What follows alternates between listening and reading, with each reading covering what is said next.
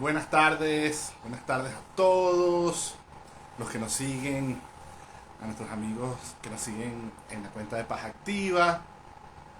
Estamos hoy, como muchos jueves, hoy decidimos empezar este, este miércoles a la hora de siempre.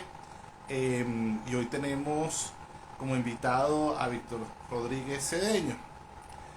Víctor lleva una larguísima carrera en el ámbito diplomático.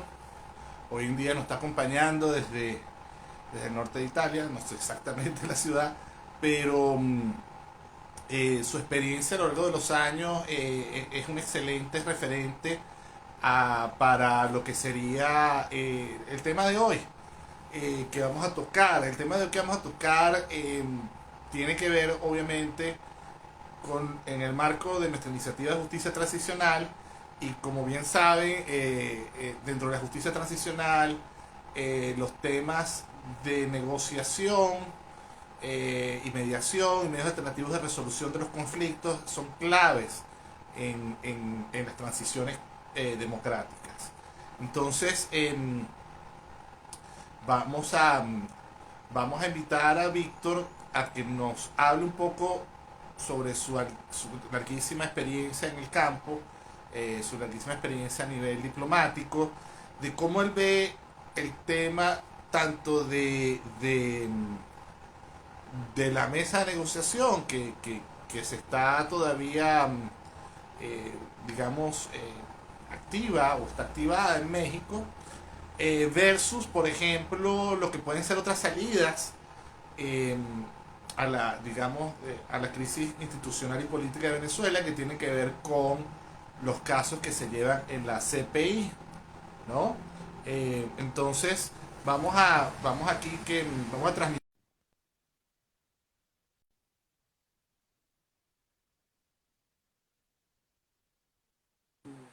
Ahí está dividiéndose la pantalla. Eh, Establecete un buen lugar, Víctor, para poderte escuchar. Y como le estaba comentando a nuestros oyentes, es que eh, entre lo que es este tema de la negociación en México, versus, por ejemplo, a otros caminos que se siguen transitando, por ejemplo, como lo es la causa que se lleva.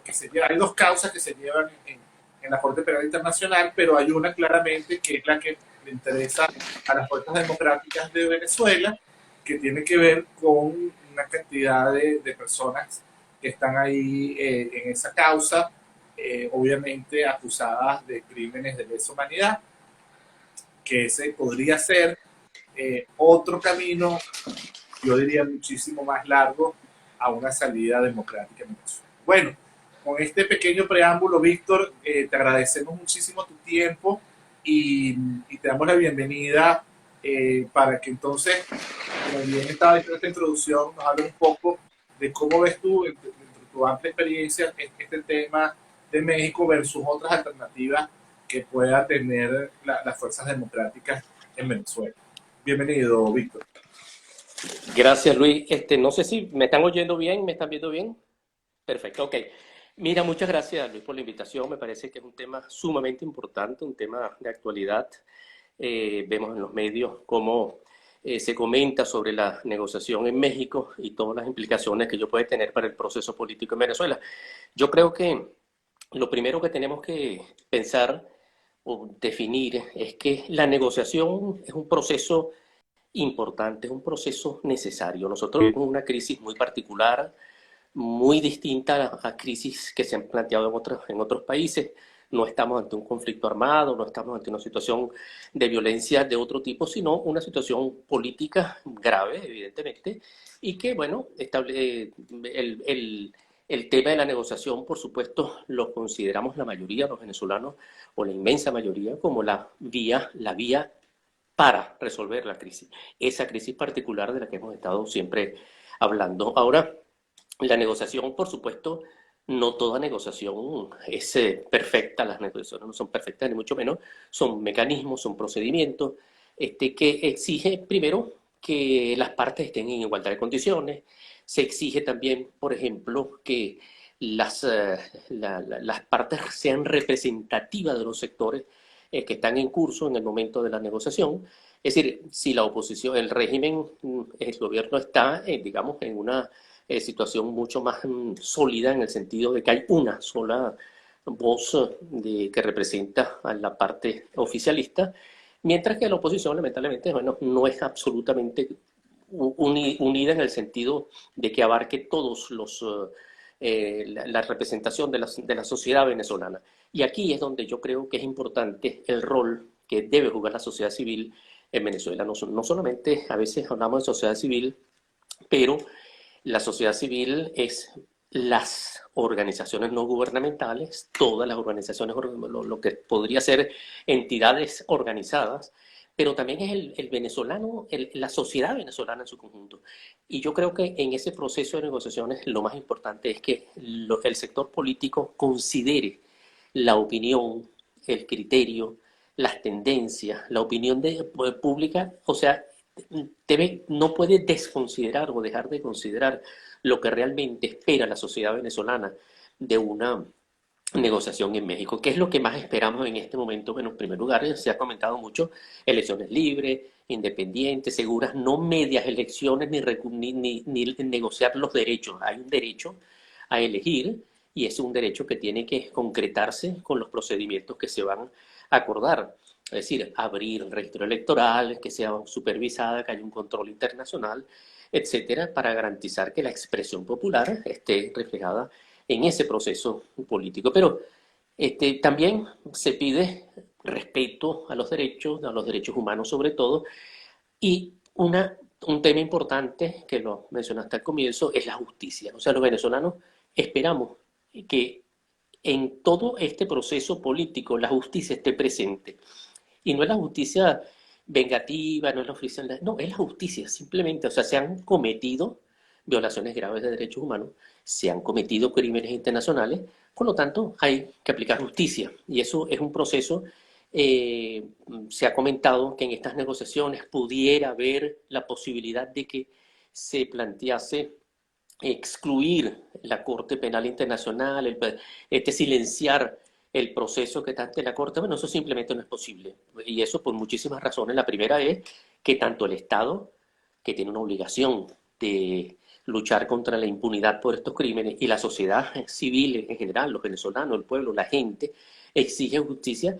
Es decir, no puede dejarse de lado la necesidad de buscar justicia, o en Venezuela, o la justicia penal internacional. La que está en curso, por supuesto, en este momento es la justicia penal internacional, porque no hay las condiciones para que los órganos de justicia nacional puedan investigar, procesar y castigar a los presuntos autores o los autores de estos crímenes. De manera que lo importante es que hay una justicia penal en curso, hay un proceso que está y que no puede ser objeto de una negociación política, porque simplemente eso escapa de la voluntad de los sectores políticos que estén negociando. ¿Por qué? Porque es una cuestión de interés universal, es una cuestión de la comunidad internacional. Cuando se cometen crímenes de derechos humanos o crímenes internacionales como los crímenes de lesa humanidad, estamos hablando del interés de la comunidad internacional que debe sancionar estos crímenes. De manera que unas partes en una negociación no podrían llegar a una conclusión de que, mire, vamos a suspender esos procesos porque estamos en una negociación política. No, hay víctimas, hay familiares de víctimas, hay una sociedad civil que exige justicia y por lo tanto ese curso sigue. Y desde el punto de vista procesal y estatutario de la Corte, pues el proceso debe seguir y hay algunas posibilidades para detenerlo. Puede ser, por ejemplo, pero no es el caso nuestro, cuando hay un conflicto armado y hay una amenaza a la paz y a la seguridad, entonces allí el Consejo de Seguridad pudiera pedirle a la Corte que suspenda por un periodo de 12 meses, que suspenda la investigación o el encauzamiento o procesamiento de algunos de los que están involucrados en estos crímenes. Eso es posible, pero por supuesto cuando hay una situación de amenaza a la paz y la seguridad internacionales, que en este momento en Venezuela, pese a la gravedad de la situación, no creo que esté planteado y el Consejo de Seguridad no tomaría una decisión de ese tipo. La otra cuestión importante que se puede plantear es que la Corte, la Fiscalía puede considerar, para admitirlo, pero ya está superado, para admitir la investigación, admitir la causa, digamos, que hay que el inicio de una investigación y que el procesamiento pudiera afectar los intereses de la justicia. Y eso, o sea, o un proceso de paz, si se interpreta de alguna manera lo que dice el estatuto. ¿Hay algún proceso de paz?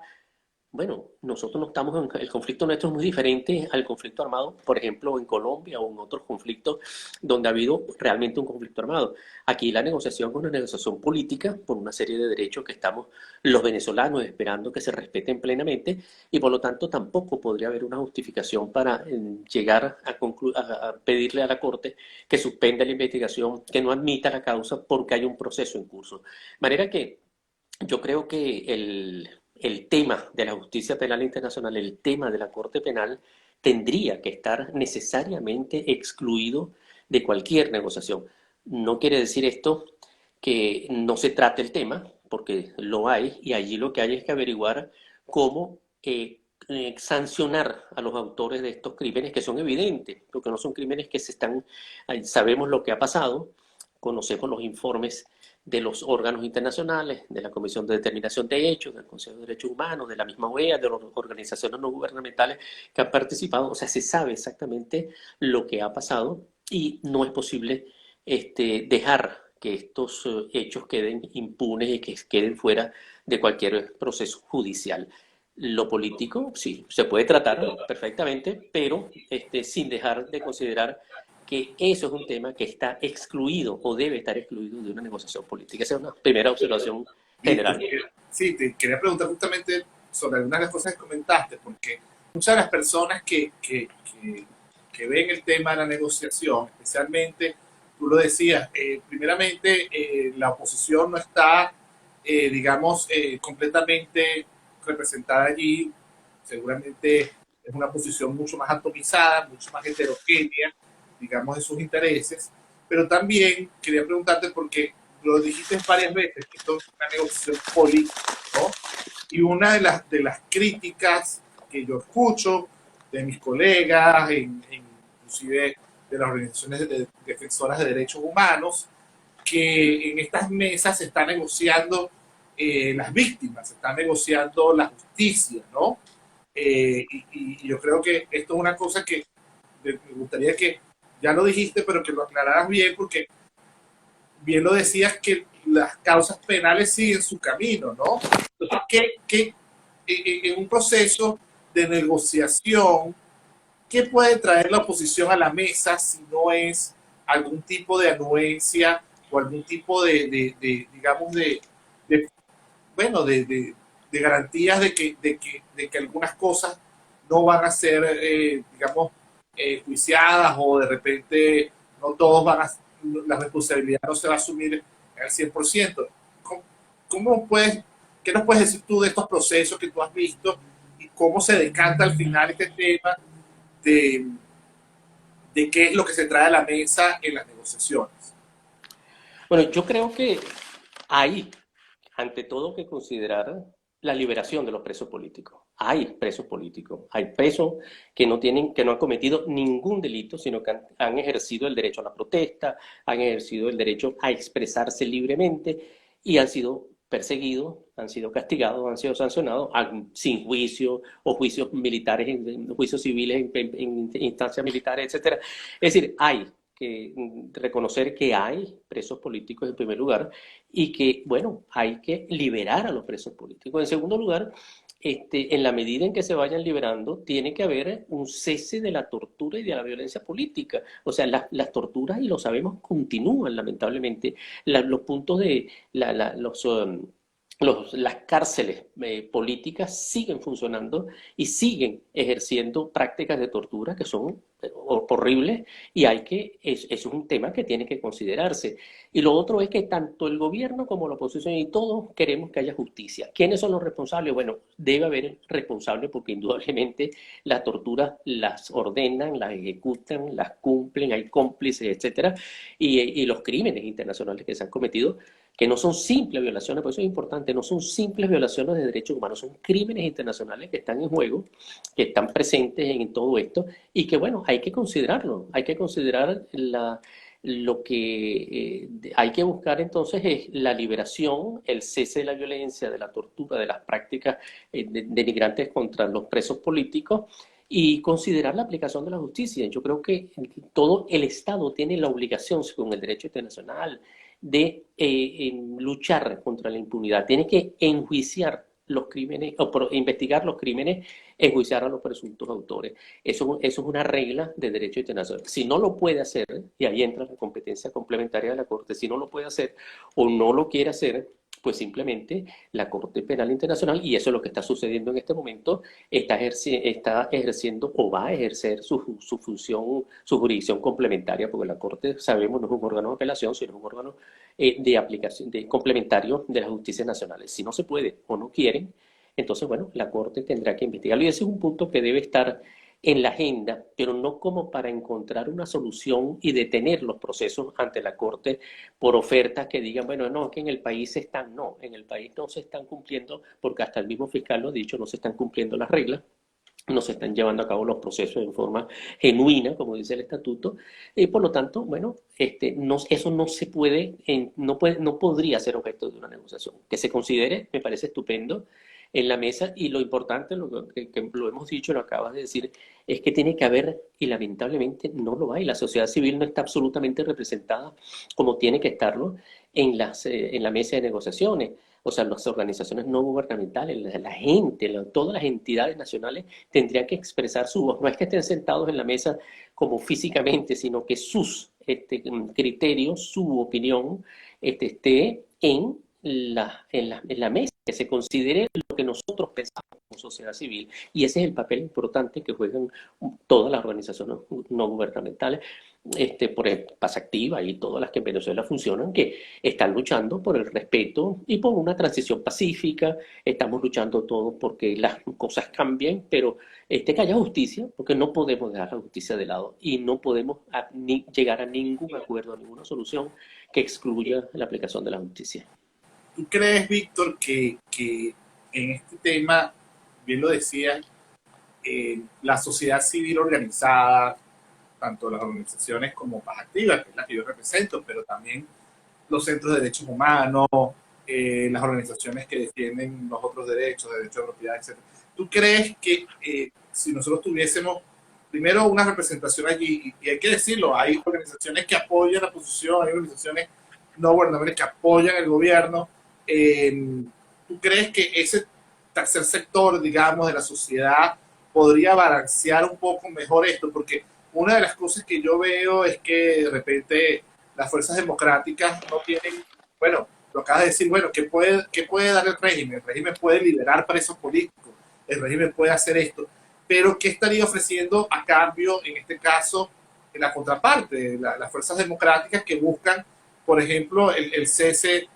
de estas violaciones, que es lo que todos queremos, porque el hecho de que todavía existan presos políticos, que todavía se violen derechos humanos de forma sistemática, es sumamente preocupante. Entonces, ¿crees tú que aglutinar de repente un tercer sector que fuese un poco más imparcial pueda funcionar en esta situación de negociación?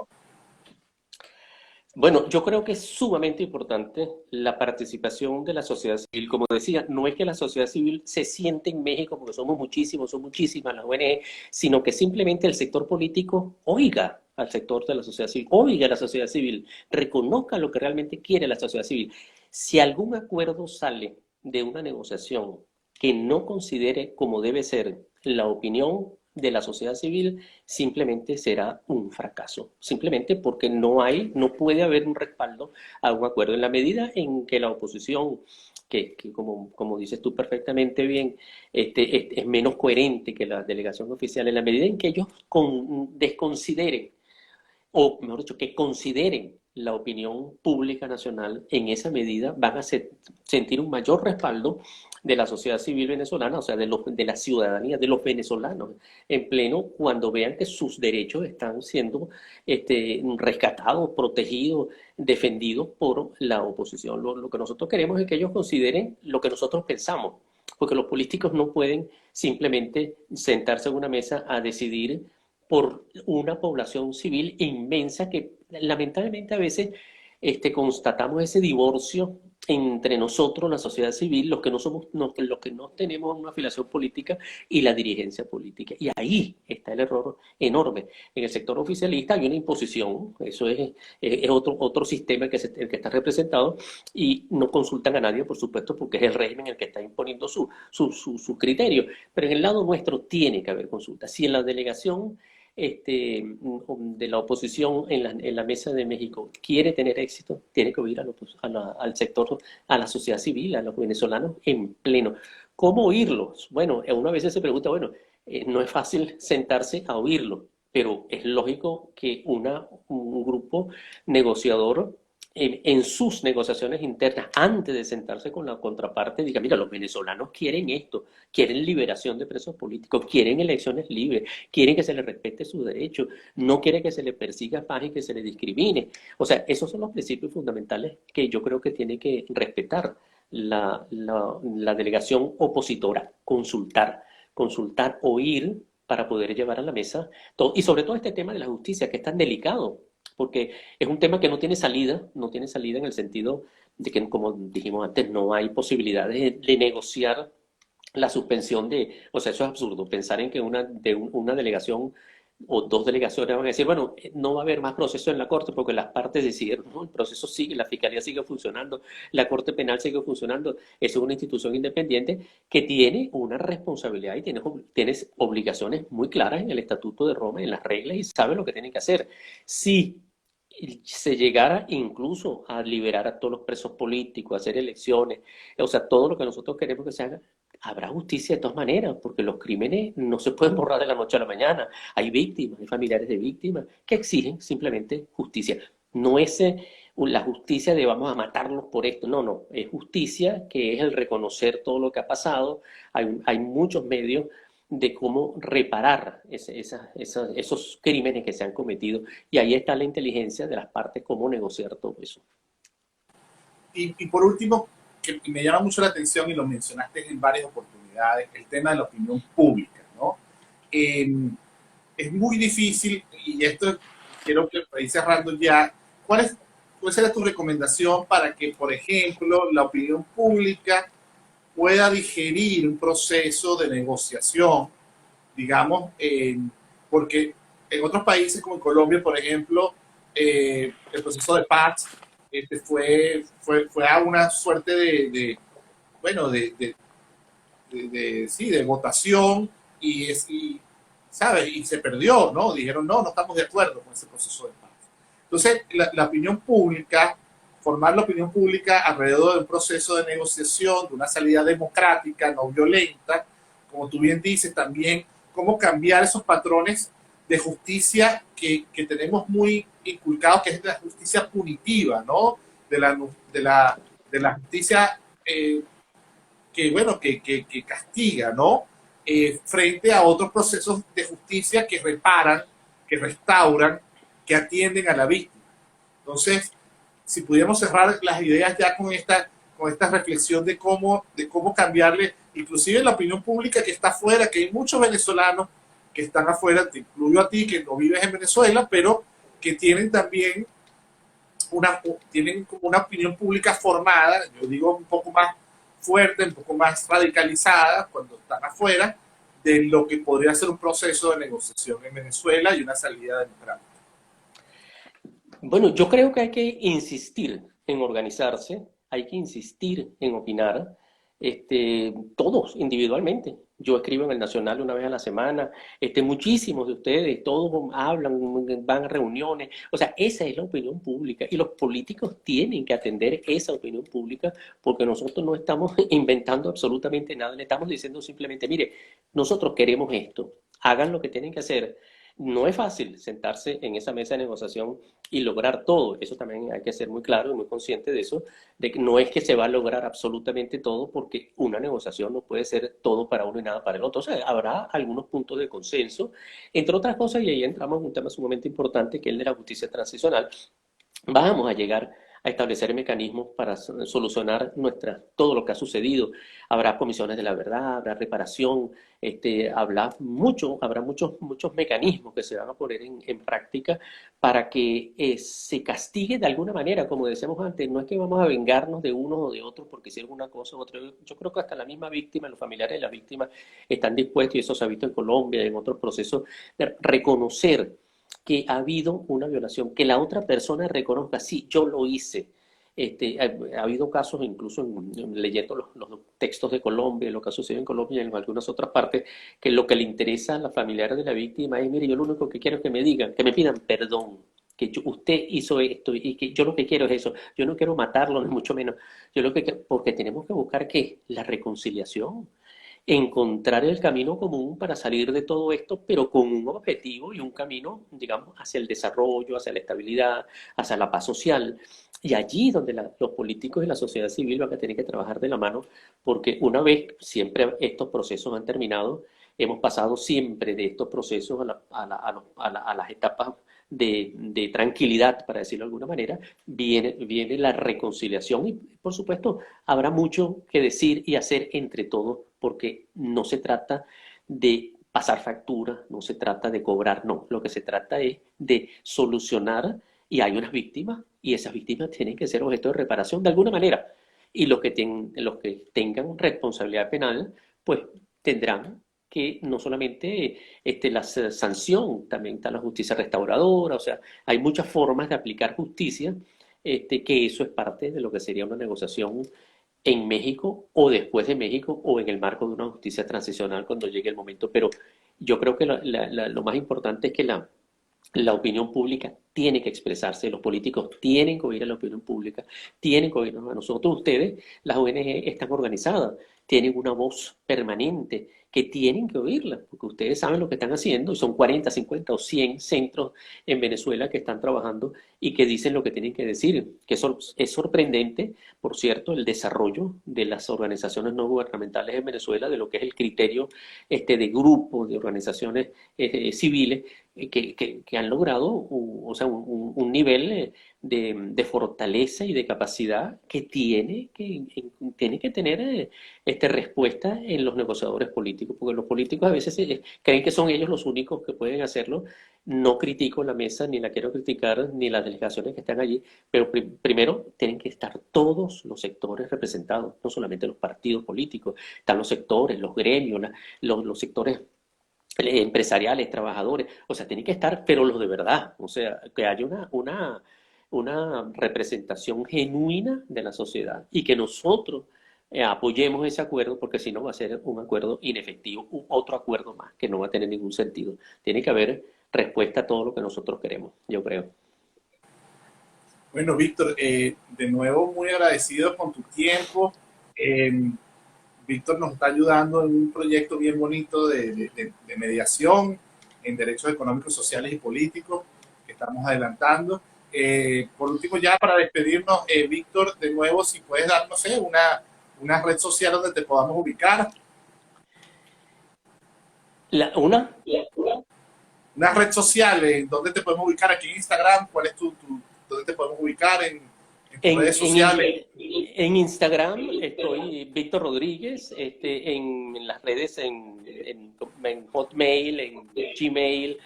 Estoy completamente a la orden para participar en cualquier grupo de trabajo que enfrente estos problemas enormes que tenemos.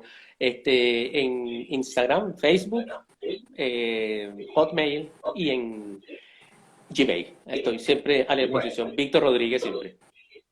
Excelente, gracias, Víctor. Víctor Rodríguez Vitoco, para los amigos, para los familiares.